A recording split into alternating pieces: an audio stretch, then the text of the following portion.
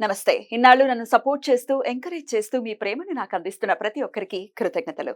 అలాగే ఈ వీడియో కూడా ఖచ్చితంగా మీకు ఉపయోగపడుతుంది. లైక్, షేర్ అండ్ సబ్స్క్రైబ్ చేసి మీ సపోర్ట్‌ని నాకు అందించండి. అలాగే ఈ వీడియో పట్ల మీకున్న అభిప్రాయాన్ని కామెంట్ సెక్షన్‌లో కామెంట్ చేసి తెలియజేయండి. ఇప్పుడు వీడియోని చూద్దాం. నమస్తే, వెల్కమ్ టు అవర్ ఛానల్. నేను పద్మిని. ప్రస్తుతంతో పాటు ప్రముఖ ఆధ్యాత్మికవేత్త, వాస్తు జ్యోతిష పండితులు, న్యూమరాలజిస్ట్ శేషగిరిరావు గారు మనతో పాటు ఉన్నారు. మాట్లాడదాం. సార్ నమస్తే. సార్ నమస్తే. సార్, శత్రు నిర్మూలన అనేది కావాలి మాకు. శత్రువుల వల్ల రకరకాల భయాలతో మేము ఇబ్బంది పడుతూ ఉన్నాము. ప్రాణభయం ఉండొచ్చు, రకరకాల పరువుని పోగొట్టేటటువంటి పరిస్థితి ఉంటుంది. ఒక్కొక్కసారి శత్రువు రకరకాలుగా వస్తూ ఉంటారు కదా. ఈ శత్రువుల నుంచి, ఆ ఇబ్బందుల నుంచి బయటపడాలి అని అంటే ఏదైనా పవర్ఫుల్ రెమెడీ ఏదైనా చెప్తారా ప్రేక్షకులకి? తప్పకుండా. ఇది ఇక్కడ ఏదైనా సరే శత్రువు యొక్క నిర్మూలనకు వచ్చేప్పటికి ఏంటంటే మనకి ప్రత్యంగిరాదేవి ఆరాధన అనేది ఒకటి, బగలాముఖి అనేది రెండు. సరే, ఈరోజు మనకి శత్రువు యొక్క విధానంలో ఏదైనా సరే ఈ శత్రువుల యొక్క పీడ నశించజేయడానికి మనము ప్రత్యంగిరాదేవి గురించి తెలుసుకుందాం. పాత రోజుల్లో ఎప్పుడు కూడా ఈ ప్రత్యంగిరాదేవిని ఎవరైతే ఉపాసిస్తారో ఆ ఉపాసన చేసే వాళ్ళ జోలికి వెళ్ళకు అని చెప్పి ఉండేది. తర్వాత రెండోది ఏంటంటే, ఈ ప్రత్యంగిరాదేవిని ఆరాధిస్తే ఖచ్చితంగా ఆవిడకి శత్రువుని మనం చూపించే తీరాలట. లేకపోతే అంటే పర్టికులర్ గా చెప్పాలి, నాకు ఎవరో శత్రువు తెలియదు అంటే కుదరదు. అంటే ఇప్పుడు కాదు నేను చెప్తున్నా, అంటే అంత భయంకరంగా ఉండేది ఆమె ఆరాధన అని చెప్పడం కోసం ఉదాహరణ ఇస్తున్నాను. సో ఒకవేళ ఆ శత్రువుని చూపించకపోతే మన్నే భక్షిస్తుంది అని చెప్పి కూడా అనేవారు పాత. అంటే నేను అనేది శత్రువుల మీద అంత తీక్షణమైన శక్తి ఈవిడికి ఉంది అని, అంతే తప్ప మన శత్రువుని చూపించకపోతే మనల్ని భక్షిస్తుందని కాదు.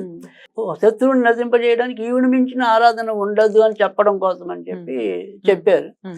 అరే, ఇక్కడ ఈ ప్రత్యంగిరాదేవిని మనం ఎలా కొలవాలి అనేది ఒకటి. కానీ భయపడతారు కదా, దశమహావిద్యల జోలికి వెళ్ళొద్దు అని ఉదరగొడుతూ ఉన్నటువంటి పరిస్థితి ఉంది. అయితే ఇక్కడ దశమహావిద్యల్లోకి వచ్చేప్పటికి ఏంటంటే ప్రత్యంగిరాదేవి ఉండదు, కానీ మామూలుగా అయితే మనకి 15 రకాల దేవతలు ఉంటాయి. ఉగ్రదేవత కింద దశమహావిద్యల్లో ప్రత్యంగిర ఉండదు. బట్ కానీ మామూలుగా ఏంటంటే మనకి ఏమన్నా పంచదశ మహావిద్యలని మళ్ళీ ఉంది, దాంట్లో మళ్ళీ 5 యాడ్ అవుతాయి.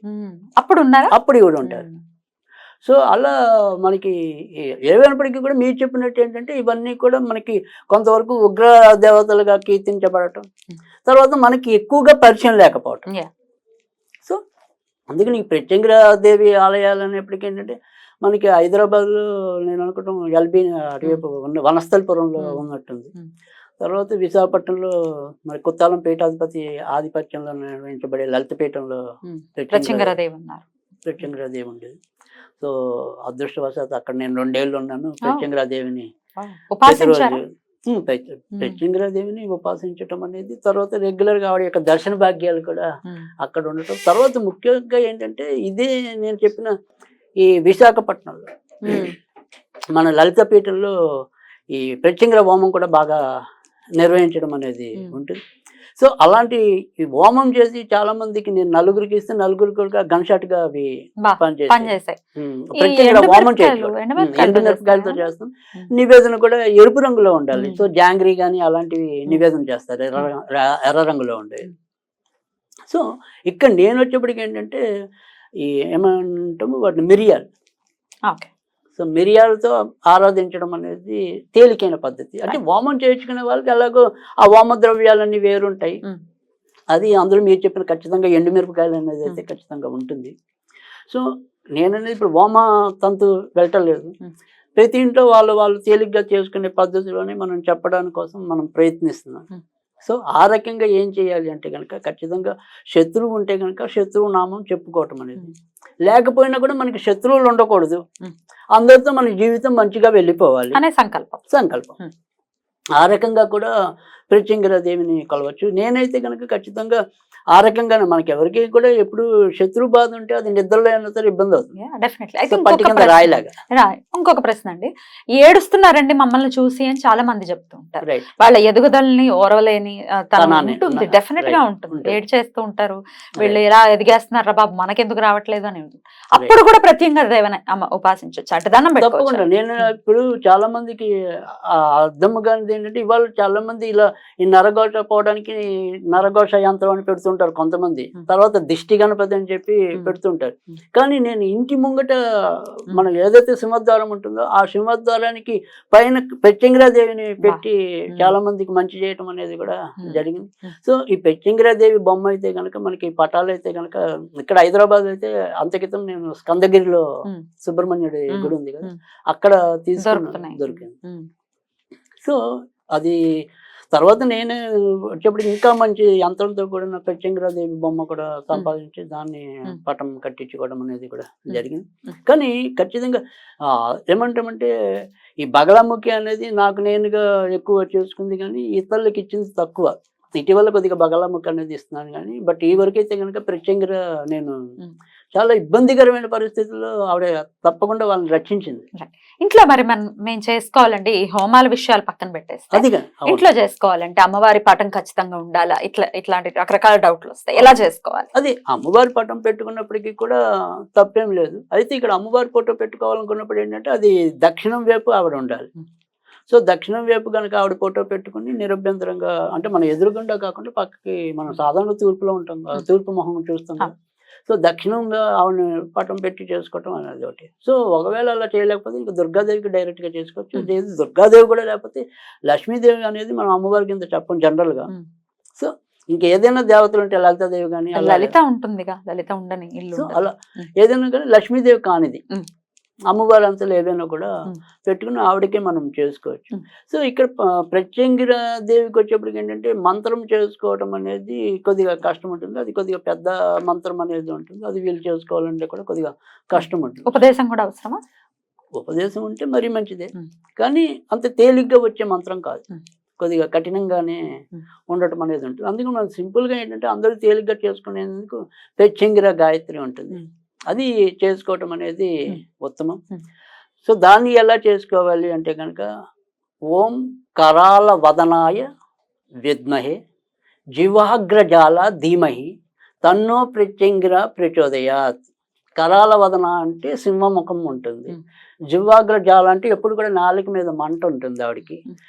సో ఏదైతే నాలుక అంటే మనకి ఎప్పుడు కూడా మాట వల్లే మనకి శత్రువులు వస్తారు. అంటే మన యొక్క హిందూ ధర్మంలో మీరు ఎప్పుడు కూడా ఏదైనా సరే లోతుగా ఆలోచిస్తే అది ఖచ్చితంగా దాని స్వరూపం ఏంటనేది అర్థమవుతుంది. సో ఈ శత్రుత్వం అనేది మన మాటల వల్లే వస్తాయి ఎక్కువ శాతం. సో దాని మీద ఎప్పుడు మంట ఉంటుంది, అంటే అలాంటి శత్రుత్వాన్ని దహింపజేసేది కాబట్టి ఆవిడ నాలుక మీద ఎప్పుడు కూడా మంట ఉండటం అనేది ఉంటుంది. కనుక అది ఓం కరాల వదనాయ విద్మహే జివాగ్రజాల ధీమహి తన్నో ప్రత్యంగిర ప్రచోదయాత్.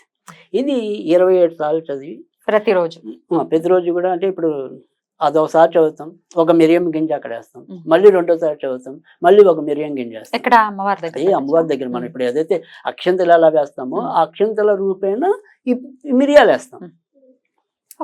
లేదు మనకి ఏదైనా సరే నెట్లో వాటిలో కొడితే ఆవిడ అష్టోత్తర నామాలు కూడా దొరుకుతాయి, అలా 108 నామాలు చదివి కూడా మిరియాలు వేయచ్చు. ఈ తర్వాత ఈ మిరియాలన్నింటినీ కూడా మనం ఒక పొట్లంలాగా కట్టి అది మన ఇంటి ఎదురుకుండా, అంటే ఇప్పుడు సపోజ్ మనకి గుమ్మం ఎదురుకుంటే షెల్ఫ్ ఉందనుకోండి, ఆ షెల్ఫ్లో పెట్టడం. ఏదైనప్పటికీ కూడా మన యొక్క వీధి గుమ్మాన్ని చూడాలి అది ఆ పొట్లం. సో అలా పెడితే మంచిది. అలాగే ఎర్ర వస్త్రం దొరికితే కనుక ఎర్ర వస్త్రంలోనే చిన్న పొట్లంలాగా కట్టి పెడితే కనుక ఖచ్చితంగా శీఘ్రంగా పనిచేయటం అనేది అయితే ఉంటుంది. ఆ రకంగా కూడా ఈ శత్రు బాధలను అయితే తగ్గించుకోవచ్చు. సో ఒక్కసారి ఇది అష్టోత్తరంతోనో లేకపోతే ఇప్పుడు మీరు చెప్పిన గాయత్రితో ఒక్కసారి చేసేసి ఆ పొట్లాన్ని పెట్టేస్తే సరిపోతుందా? ఇన్ని రోజులు చేయాలా? అది అవసరం లేదు. సో జనరల్గా ఇవిడికి ఏంటంటే ఏదైనా సరే మనకి మంగళవారం నాడు ఆవిడకి ప్రీతికరం. మంగళవారం అమావాస్య వచ్చినట్టయితే కనుక తప్పకుండా నా యొక్క క్లయింట్స్ ఎవరైతే ఉంటారో వాళ్ళకి ముందు రోజు చెప్పడం అనేది ఉంటుంది. సో మీకు కుదిరితే కనుక ఎక్కడైనా హోమం చేయించుకోండి, లేదా ఈ రోజు అయితే ఖచ్చితంగా మీరు ఆరాధన చేయండి. సో మంగళవారం అష్టమి వచ్చినా, మంగళవారం అమావాస్య వచ్చినా చాలా దివ్య దినాలు ఈ ప్రత్యంగిరాదేవిని ఆరాధించడానికి. సో ఈ రెండు రాకపోతే మాత్రం మంగళవారం మొదలెట్టుకోండి ఎక్కువ శాతం అయితే కనుక. గుమ్మానికి ఎదురుకుండా ఒకవేళ ఏది గూడు లేదండి, ఏం చేయమంటారు మమ్మల్ని అంటే ఏం చేయాలి? సో అలాంటప్పుడు ఏదైనప్పటికీ కూడా మనం ఇంకా బయట సింహద్వారం పైన మనం ఏదైతే కలబంద ఇలాంటివన్నీ ఎలా పెడుతూ ఉంటామో అలా కట్టేయడమే. ఆ విధంగా కూడా చేసుకోవచ్చు, అలా ఉంచేయాలి. ఇంకా అంతే కొన్న అలా ఒకవేళ అది చెదిరితే అప్పుడు ఎప్పుడైనా మళ్ళీ ఇలాగే ఒకసారి చేసుకుంటాం. ఆ మిరియాలను ఏం చేయాలి? ఈ మిరియాలు ఏదైనా ఒక చెట్టు దగ్గర కానీ వేసేసి. పాత ఏదైనా గుళ్ళ వాటిలో వదిలేయటం ఏది రైట్. మనకి ఏదైనా అందుబాటులో నదులు అలాంటివి ఏమైనా ఉన్నా కూడా నది పాయలు ఉన్నా కూడా అక్కడ ఈ వదిలేసుకోవచ్చు. మంత్రాన్ని ఎన్ని రోజులు చేయమంటారు? అంటే అది వాళ్ళ ఇష్టం. ఇష్టం. ప్రతిరోజు కూడా చేసుకుంటే చేసుకోవచ్చు. తప్పైతే ఏమీ లేదు. 27 సార్లే కదా. 27 చాలా తేలిగ్గా అయిపోతుంది. ఒకవేళ లేదంటే మాకు ప్రత్యంగర ఉపదేశం కావాలి అని అనుకుంటే ఒకవేళ మిమ్మల్ని సంప్రదిస్తే మీరు ఏమైనా వాళ్ళకి ఇచ్చేస్తారు? అంటే తప్పకుండా ఇవ్వడానికైతే ఇబ్బంది ఏమి లేదు. ఉమ్. సో అలా వస్తాము తీసుకుంటాము అంటే అది వేరే విషయం. కాంటాక్ట్ అవ్వాల్సి ఉంటుంది. కాదు, ఎందుకంటే ఆ మంత్రం అనేది కొద్దిగా వాళ్ళకి ఉచ్చారణ దోషం అనేది లేకుండా కొద్దిగా కొద్దిగా కఠినంగా ఉంటది. ఉమ్. సో అందుకని నేను ఇక్కడ చెప్పట్లేదు. ఎందుకంటే మనం ఇక్కడ స్క్రీన్ మీద రాసేవన్నీ చాలా చూపించాలి. అంత సమకంట కూడా ఇది తేలికైన పద్ధతి. పైగా మంత్రం అనేది అందరికి ఇంట్రెస్ట్ ఉండొచ్చు, ఉండకపోవచ్చు. పైగా ఇవి ఆల్రెడీ ఈ శత్రుత్వం నాశనం అవ్వాలి. ఎండ్ ఆఫ్ ది డే శత్రు బాధల నుంచి బయటపడాలి మన వాళ్ళని మనస్ఫూర్తిగా కోరుకుంటూ థ్యాంక్ యూ అండి. నమస్తే.